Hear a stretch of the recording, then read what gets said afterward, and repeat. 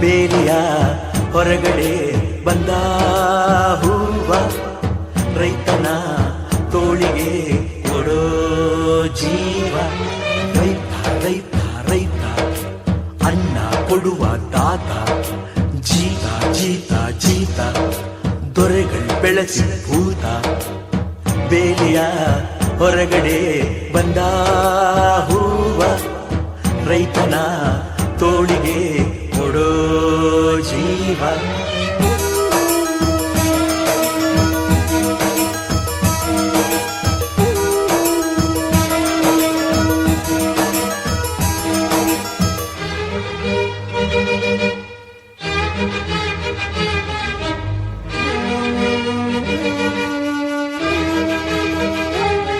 ಜಗದ ಸೃಷ್ಟಿಯಲ್ಲಿ